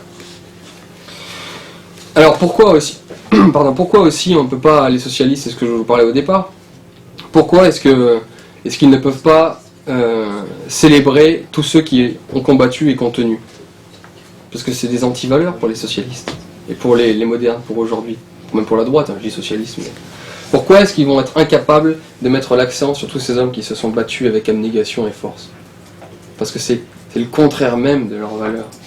Ces hommes qui se battaient, ils n'auraient pas dû se battre, on en parlera ensuite, mais bon, ces hommes qui se battaient, c'est pour ça qu'ils sont éminemment respectables, se sont battus parce qu'ils avaient une terre à défendre. Ils avaient leur pays, ils avaient leur culture, ils avaient leur famille. Ça, c'était des mots qui résonnaient encore à l'époque. Et vous voyez François Hollande dire, à l'époque, on se battait pour son pays, pour sa terre, pour sa famille, c'est super. Vous voyez Hollande dire ça, même Sarkozy, même quiconque, on ne peut plus dire ça maintenant. Donc il faut les oublier, ceux-là. Il faut les mettre de côté. Il faut ne parler que de ceux qui se sont mutinés et tout le reste. C'est-à-dire que les valeurs des poilus, on peut les relativiser, voir à quel point elles pouvaient être extrémistes et excessives. Mais c'était pas de leur faute. Ils étaient dans un moule, à l'époque, qui était ultranationaliste. Comme nous, aujourd'hui, on est dans un moule ultra-cosmopolite. Il ne faut pas juger dans l'histoire. Il ne faut pas se permettre de dire, hein, comme à Libération et à France Inter, les grands juges de la moralité, les nouveaux prêtres lui disent c'était hyper nationaliste, c'était pas bien, ils rejettent ça d'une main comme ça, mais ces imbéciles à l'époque, ils auraient été embrigadés de la même façon. Et je suis désolé, il faut toujours respecter un homme qui, même s'il a tort dans la finalité, se bat pour son pays, pour son peuple, et qui est prêt à mourir pour ça. Ça, c'est toujours quelque chose de beau. Alors, pour terminer, c'est promis, juste une réflexion, justement, c'est qu'ils vont utiliser ce centenaire de la guerre de 14, pourquoi? Pour dire, le nationalisme, comme avait dit Mitterrand, c'est la guerre. Vous voyez? Mais non, mais on peut être intelligent, on doit réfléchir à ça. On n'est pas entre militants cons, là, à dire, non, on doit réfléchir. Est-ce que le nationalisme, c'est la guerre? Non. Ben, peut-être qu'à l'époque, je termine, après on discutera, je vais lancer le débat là-dessus. Je termine juste ce que j'ai à dire là-dessus. Peut-être qu'à l'époque, effectivement, dans cette effusion des nationalismes, en Allemagne, en Serbie, ça parle de nationalisme serbe, cette histoire, en France, en Angleterre, en Russie, effectivement, le nationalisme de l'époque était un nationalisme guerrier. Il y avait des prétentions territoriales, il fallait récupérer l'Alsace-Lorraine, il fallait récupérer les Balkans, il y avait des prétentions. Et donc le nationalisme de l'époque, qui était en plus du côté, à l'époque, des banquiers, très intéressant, parce que ceux qui ont financé la guerre et qui se sont fait un pognon fou, c'est quand même les banquiers. Vous savez, il y a le mot de Guillaume II, l'empereur d'Allemagne, qui en 1916 dit, il se plaint de la guerre, et il dit, cette guerre m'est imposée, par qui, je ne peux pas vous le dire, mais c'est eux qui ont le porte-monnaie. Il y a ça, toutes ces citations existent. Et en Angleterre, en France, c'est pareil. À l'époque, le nationalisme était du côté de l'argent. Maintenant, le côté de l'argent, c'est plutôt le cosmopolitisme. Donc à l'époque, on peut se dire qu'effectivement, il faut être intelligent, pas être... À l'époque, le nationalisme pouvait amener à cette boucherie, et il lui fallut peut-être être alternationaliste, être autre chose. Et être du côté de Jaurès, qui était capable de dire que la patrie est le seul bien qui reste à un pauvre, donc qui était à la fois patriote lui-même, mais capable de dire non, n'allons pas droit vers cette boucherie. Il fallait être capable de ça. Mais aujourd'hui, est-ce que le patriotisme d'aujourd'hui, c'est la même chose qu'en 14? Je vous dis ça parce que les socialistes vont faire le même lien. C'est-à-dire les nationalistes extrémistes qui ont amené aux boucheries de Verdun, en gros c'est Marine Le Pen. Non mais ça va être ça, ça va être ceux qui disent on veut sortir de cette Union Européenne qui n'est pas démocratique. Les gens qui seront contre cette Union Européenne, qui est soumise à tous les lobbies du monde et qui est anti-européenne par excellence, et bien ces gens-là, dans l'esprit des socialistes, parce que parfois ils y croient, c'est ça le pire, et parfois ils n'y croient pas et ils sont vicieux, ben ces mêmes gens-là qui veulent remettre un petit peu de démocratie et qui ne veulent attaquer personne. Vous voyez, là, on va pas, qui on va attaquer, je veux dire. Peut-être les Américains, mais ça c'est... quand on aura retrouvé les moyens. Non, je veux dire, là aujourd'hui le patriotisme c'est l'inverse de l'agressivité, c'est tout l'inverse, au contraire retrouver ce que nous sommes, notre démocratie et notre propre liberté. Mais les socialistes vont faire ce lien entre les deux. Et là, charge à vous et à nous tous de faire ce gros travail pédagogique, de dire l'histoire évolue, l'histoire n'est pas la même. Et peut-être que vous aviez raison, enfin vous avez raison aujourd'hui, parce qu'à l'époque ils étaient pour la guerre. En 14, ils étaient pour la guerre, les socialistes, d'accord? Donc il faut se dire, en 14, peut-être qu'on aurait dû être contre la guerre et justement mettre le frein sur le nationalisme et sur le patriotisme, parce que ça pouvait amener au pire. Mais les choses ont évolué. Et aujourd'hui, ce qui amène au pire, ce qui est producteur de guerre, de famine dans le monde, de pauvreté, de chômage, de drame et de suppression de la démocratie, c'est le cosmopolitisme, c'est le sans-frontiérisme. C'est l'inverse maintenant. Donc là, ça va être compliqué à expliquer, mais les concepts dans l'histoire, et c'est heureux, ne sont pas figés. Il faut être capable de cette intelligence-là. Oui, au patriotisme, c'est une très belle chose, le patriotisme, mais il peut mener au pire, il faut en avoir conscience.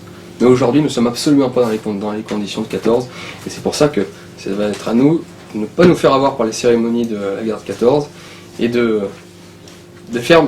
penser à nos poilus, c'est pour ça que j'ai la barbe, et de leur faire honneur, et de savoir expliquer ça aux Français. Voilà.